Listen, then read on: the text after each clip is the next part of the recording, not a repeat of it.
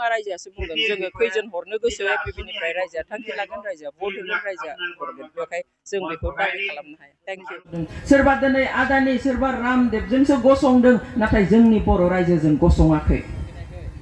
दिनै जोंहा बयनिख्रुइ गिदिर जि समस्या हानि समस्या बे समस्याया स्थायी भाबे समाधान जायासै दिनै सुक्ति जानाया गावखौ सथङै खुंनो मोननायनि जि राहा बेखौ मोननाया दिनै 22 बोसोर जाबाय 22 बोसोरनि उनाव दिनै बर'फ्रा गाबफिननो गोनां जादों जे जोंनि हाखौ जों बोरै गाबथागोन रौता समष्टिनि सिङाव थानाय नगदा बिश्वनाथ ओनसोलनि दिनै जोंनि बिजाथि प्रमद बसुमतारी आदा बिथांनि थाखाय आं बेवहाय बिसायख'थिनि फोसावनो थाखाय फैदों रायजो राजानि गोबां मदद बेबायदि नुनानैहाय लैहोर लैहोर फैनानै हेफाजाब होदों जोंखौ फोथायदों गोदान हानजाब्लाबो फोथायदों ओंखारबोदों बेनि थाखाय आं रायजो राजा बयखौबो एपिबिनि जानानै जोंनि हानजानि आं साबायखर बावनो लुबैयो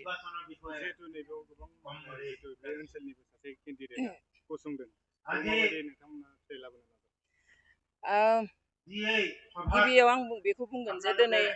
जोंहा गहपुर गोग्लैदों धोनस्रिनि थाखाय दिनै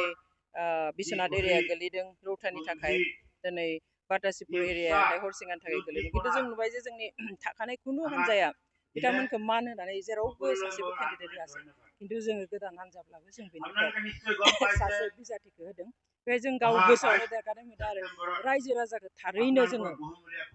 मान होनाय बायदि जोङो फिल खालामो आरो बे मान होनायखौ रायजो राजाया निस्सय लाखिगोन जों बेखौ फोथायो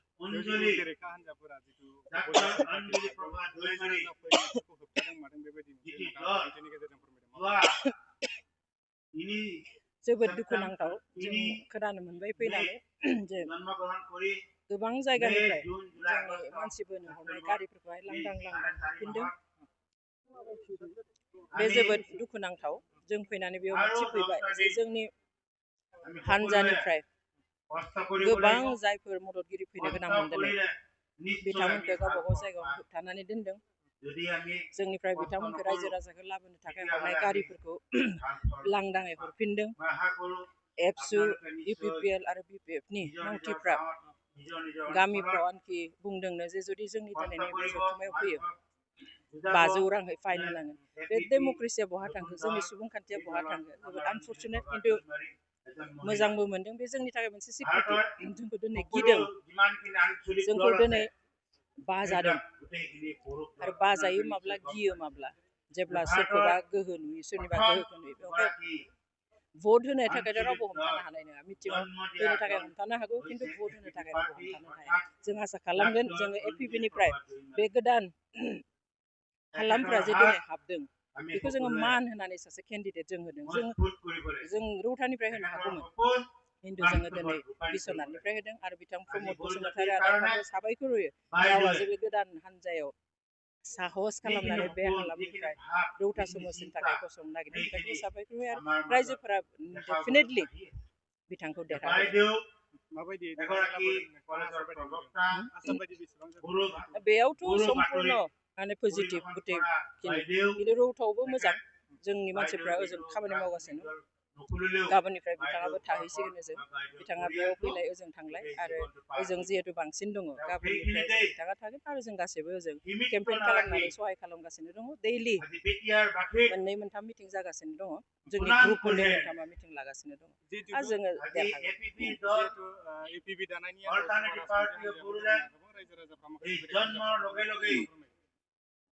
दा बेखौथ' मानसिफ्रा ओरैनो बुंखागोन जायफ्रा एसे मेगन सादों एसे मा होनगोन बेखौ माने बाजानाय बिसोरो बुंदों खिन्थु जोंहा मोन्थाय दङ बयहाबो जे गोदान हान्जा दानानैहाय रायजो राजा सिबिनो हारि सिबिनो बयहाबो मोन्थाय दङ सोरबाया बुंनो हागौ सोरनिबा सिगाङाव खिन्थु सोरजों दं दिनै जोंखौ बिजेपिनि जानानै खामानि मावदों होननानै बुंदों सोर बिजेपिजों दङ सोर बिजेपिखौ लाबोनाय बेखौथ' बयबो मिथिखायो दिनै इउपिपिएलआबो बिजेपिजों दङ आरो बिपिएफआबो बिजेपिजों दङ बिथांमोननि एमएलए साथामाबो फ्ल'राव एलायन्स दङ एसे आगोलाव जेब्ला रायजो सभानि बिसायख'थि जादोंमोन बेयावबो बिपिएफआबो बिजेपिखौनो भट होदों आरो इउपिपिएलआथ' स्टेटआवबो दङ आरो सेन्ट्रेलावबो दङ बेवहाय ओरैनो हाब्रु सारलानाय खोथा जों बेबादि हाब्रु सारलानाय इलेक्सन बा पलिटिक्स जों खालामनो नागिराखै बांद्राय फैसा मिसानि सायाव जों थानो नागिरदों बेवहाय जों बिथांमोननो माबा मोनसे क्लेरिफिकेसन होनांगौ होननानै जाया जों जुदि फोरमायगोनब्ला जों मानो जोनोम जादों मा मावगोन जों बेखौ रायजो राजानोसो खिन्थागोन रायजो राजानि सायावसो जोंहा दायबद्धताया सोरबा खोथा बांसावनायनि सायावनो थेंक इउ बेथ' जालांबाय थांनाय 2020नि खोथा बयबो मिथिगौ दिनै कंग्रेसनि जदिव माने बिजेपि आरो इउपिपिएलखौ मेन्डेट होआखैमोन रायजोफ्रा सोरखार दानो बिथांमोनखौ अपोजिसनाव थानोसो मेन्डेट होदोंमोन खम संख्यानि भट होनानै खिन्थु हरखाब हरावनो सोरबा कंग्रेसनि एमसिएलएखौ खावनानै लांबाय सोरबा जिएसपिनि एमसिएलएखौ खावनानै लांबाय आनखि बिपिएफनि एमसिएलएखौ खावनानै लांनानैहाय गुवाहाटीनि लिलि हटेलाव माने गेट बन्द खालामलायनानै सिआरपिएफ माने दोनलायलायनानैहाय सप्तानै सोना दिनैनो बेखौथ' बयबो मिथिखानाय जालांबाय बियो जों आसा खालामो बे खनसेयाव बेबादि इलिगेल आनडेम'क्रेटिक जाहाथे जेबो जाथाय रावबो खालामा दासिमथ' जों रावखौबो गिदिंनायखौ नुवाखै जोंनि समस्थियावहाय सोरजों जागोन आं हमथ'नो हायाखै हयथ' साननैसोनि उनाव क्लियार जागोन माने हाबनाय जों नुवाखै जोंथ' गामि गामि हाबगासिनो आंनि समस्थियाव अफकर्स आं सानफ्रोमबो थानो हायाखै आं सेन्ट्रेल प्रेसिडेन्ट हिसाबै दिनै गसाइगावआव थांनो गोनां जायो दिनै बाक्सायाव थांनो गोनां जायो दिनै बेयाव फैनो गोनां जाबाय बेवहाय सानफ्रोमबो थायाखै थेवबाबो जोंहा टिम मोनब्रै मोनबा गिदिंगासिनो दङ आंबो मैया मोनाबिलिसिम आं बेयावनो खामानि मावगासिनो खिन्थु गुबुनखौ जों बेबायदि हाबनाय नुवाखै बेवहाय मोनबेसे देरहागोन जों बेखौ बुङा रायजोआसो बुंगोन जोङो खैजोन हरनो गोसो एपिपिनिफ्राय रायजोआ थांखि लागोन रायजोआ भट होगोन रायजोआ हरगोन बेवहाय जों बेखौ दाबि खालामनो हाया थेंक इउ